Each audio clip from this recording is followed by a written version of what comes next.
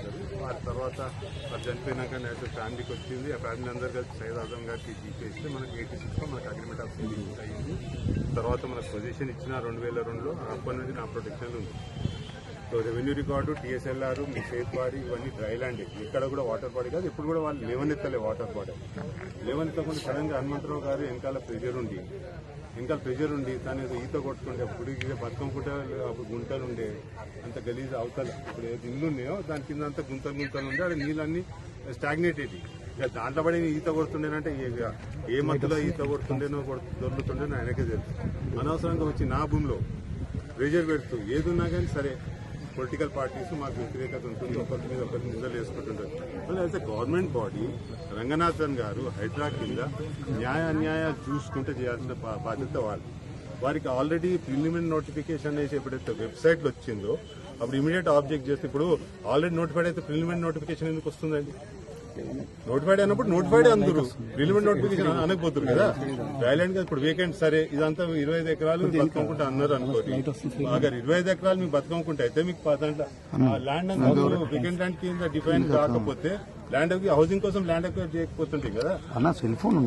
So ఇది అసలు గానే కాదు. ఈయన ఎందుకు చేశాడో అది కూడా చెప్తాను.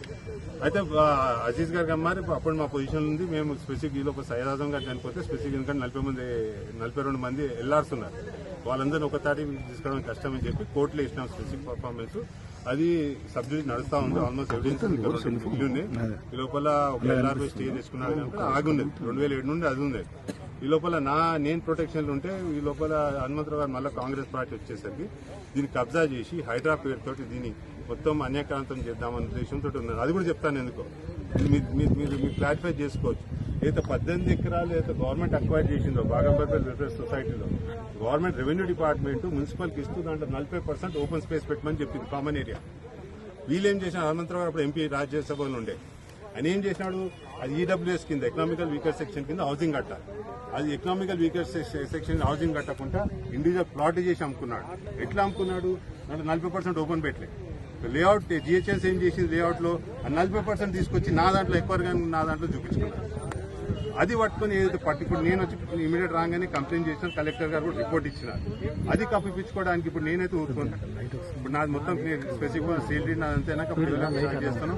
నేనైతే ఆల్రెడీ కంప్లైంట్ కూడా చేశాను. మొన్న దీన్ని ఇప్పుడు కూడా ఎప్పుడైతే ప్రిలిమినరీ నోటిఫికేషన్ ఇచ్చానో దానికి ఆబ్జెక్ట్ చేసినాను. దాంట్లో మెన్షన్ చేశాను అక్కడ ఏదైతే బాగంపేట వెల్ఫేర్ సొసైటీ తులసి కోఆపరేటివ్ సొసైటీకి తక్కువ ల్యాండ్ లో 40% నా దాంట్లోకి తీసుకొచ్చినా దీని మీద ఫ్రాడ్ ప్లే చేసిన వాళ్ళ మీద యాక్షన్ తీసుకోమన్నారు. అట్లనే పెండింగ్ ఉంది. ఇప్పుడు ఆయననే కబ్జా చేయించినాడు. ఇప్పుడు నా దాంట్లో 2 ఎకరాలు కబ్జాల వెనకాల కూడా హనుమంతరావు గారు ఉన్నారు. అప్పుడున్న కార్పొరేటర్ నారాయణ స్వామి ఉన్నారు. ఆయన రబ్బాని కలిసి పక్కకాన్ని అమ్ముకున్నారు. వాళ్ళే ఏ తప్పులు చెప్తే అని చెప్పేసి ఈ రోజు వాళ్ళు కాలా వీళ్ళ కింద వాడుకుంటా చేస్తా ఉన్నారు. లేకపోతే రంగనాథ్ గారికి ఏం అవసరం అంటే ఇప్పుడు హైకోర్టు నేను ఇచ్చిన స్టేటస్ కో ఇచ్చింది. స్టేటస్ కో ఇచ్చినాక నేను ఎందుకంత చేస్తున్నాడు దీని వెనకాల? ఎందుకంటే వి హనుమంతరావు ఎక్కడ తను ఇప్పుడు అన్ని పట్టుబడతాడు. ఇప్పుడు అందరి దగ్గర పైసలు తీసుకొని కబ్జా చేయించినాడు. నేను వస్తే మాత్రం నేను ఊరుకోను. ఇప్పుడు నాది అయిపోయినాక అన్ని చేస్తాను. కంటెంప్ట్ వెళ్తామండి. నిన్న హైకోర్టు యాక్చువల్లీ సివిల్ ఎప్పుడైతే చేసినామో సివిల్ ఇమీడియట్ ఇంటర్వ్యూ ఇంజెక్షన్ వాళ్ళు నోటీస్ అని సర్వ్ అయినాక అని చెప్తే మేము సిఆర్పి హైకోర్టులో వేసినాం. సడన్ గా మొన్న శనివారం సడన్ గా మళ్ళీ వెహికల్స్ పెట్టినారు. అయితే పెట్టేసరికి నార్మల్గా ఏం చేస్తారంటే కోర్టులు ఉన్నప్పుడు టచ్ చేసినా కానీ నోటీస్ ఇవ్వాలి ఓనర్కి. అయితే వాళ్ళు సడన్ గా ఏం చేసినారంటే శనివారం అన్ని వెహికల్స్ ఇది స్టార్ట్ చేసినారు. జేసీబీ ఒక వెహికల్ మీద ఇమీడియట్ ఏం చేసినాము నిన్న మూవ్ చేసిన నేను మొన్న కూడా పెట్టినా. నిన్న లంచ్ మోషన్ మూవ్ చేస్తే లంచ్ మోషన్ అలా చేసినారు సిఆర్పీలో. ఆనరబుల్ చీఫ్ జస్టిస్ గారు సింగల్ గా కూర్చొని మధ్యాహ్నం అలా కూర్చొని స్టేటస్ కో ఇచ్చినారు. మనకు అయ్యే ఏదైతే నా సివిల్ సూట్ లో పెండింగ్ ఉందో అది టచ్ అయ్యేంత వరకు ఈ ఫొటోస్ పెట్టినాం అనమాట. ఇక్కడ ఇమీడియట్ అనేసి స్టే ఇచ్చినారు. అది ఇమీడియట్ 6 గంటలకు ఆర్డర్ రాగానే రంగనాథన్ గారికి నేను మెసేజ్ పెట్టినాను. ఎందుకంటే ఆడికి వెళ్ళేసరికి టైం అయిపోతుంది అని చెప్పి సర్వ్ చేసి నేను అక్కడికి వెళ్ళేసరికి 7 అయింది. నాకు 6 గంటలకు కోర్టులో దొరికేసరికి అక్కడికి 7 వెళ్తే లోపలికి మా పిఎన్ రానియలేదు. ఇన్వర్ట్ ఉండదు లేదు ఇటువంటి కోర్టు ఆర్డర్స్ మేము తీసుకోమని రానియలేదు. కానీ సర్వ్ చేసాం. మళ్ళీ పొద్దున కోర్టులో కూడా ఇస్తాం. ఆయనకు వెరీ వెల్ తెలిసి ఇక్కడ ఉంది. అయినా కానీ రోజు మొత్తం కంటిన్యూ చేస్తా ఉంది. ఇది చాలా తప్పు. ఇప్పుడు నేచర్ ఆఫ్ ది ల్యాండ్ అనేది మీరు నేను అనుకుంది కాదు. రెవెన్యూ రికార్డ్స్ పట్టుకుంటుంది. రెవెన్యూ రికార్డ్స్ క్లియర్ గా డ్రై ల్యాండ్ ఇంతకుముందు ఫర్ రెసిడెన్షియల్ పర్పస్ ఉంది. అర్బన్ ఏరియాలో అన్ని అగ్రికల్చర్ ల్యాండ్స్ వితౌట్ నాలా conversion they are considered to be residential. మా దగ్గర ఆల్రెడీ టోటల్ రెసిడెన్షియల్ ఉంది, శిస్తు కట్టినారు, అన్ని కట్టినారు. ఇవన్నీ వారికి తెలిసినా కానీ హనుమంతరావు గారి ప్రోత్సాహంతో హనుమంతరావు గారు తను చేసిన తప్పులు ఏదైతే అక్కడ 18 ఎకరాలు 40% అమ్ముకున్నాడో అంత కంపల్సేషన్ ఈడ పెట్టాలని దాంతో, ఎందుకంటే ఇది వచ్చింది అనుకోండి ఇప్పుడు అందరూ ఆయన మీద పడతారు. ఇప్పుడు గవర్నమెంట్ కంప్లైంట్ చేసినారు, రంగనాథ్ అదే వచ్చింది ఆశ్చర్యం. రంగనాథ్ గారు ఏం చెప్తున్నారంటే ఎప్పుడైతే వీరు అన్నారు హైకోర్టులో నాకు కౌంటర్ వేసిన, హైకోర్టులో కౌంటర్ వేస్తూ ఎర్రకుంట ఇంకొకప్పుడు ఉండింది, మేము మా ఊరోళ్ళం కదా, ఎర్రకుంట ఈడ అన్నారు, తాన్నకు అవతలు ఉన్నారు. అయితే కౌంటర్లో మాకు ఇచ్చిన document as per mandal revenue officer surveyor ఇచ్చినాడని ఇచ్చినాడు. దాంట్లో ఇక్కడ ఎర్రకుంట ఇయ్యనియ్యలేదు. ఎర్రకుంట మళ్ళీ జియో 120లో ఇచ్చినారు, మారేపల్లి ఉంది.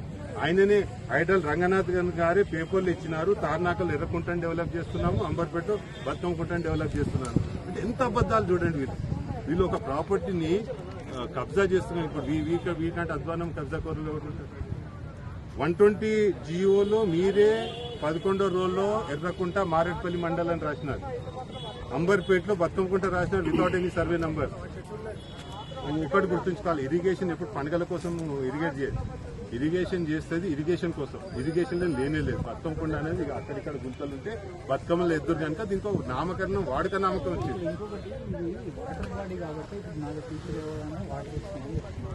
చూడండి ఇప్పుడు మా ఇల్లు ఉంది, మా ఇల్లు అంబర్పేటలో అంతే, వాటర్ ఎప్పుడు హై లెవెల్ ఉంటుంది, సీజన్ బట్టి వేరే అవుతుంది. వర్షాకాలం 2 ఫీట్లకు వస్తుంది. ఇంకా బాయిలు ఉన్నాయి, బాయిలాలో ఉంటుంది. ఇప్పుడు వాటర్లో గ్రౌండ్ లెవెల్లో నీళ్ళు పైకి వస్తే నా అదృష్టం కదా.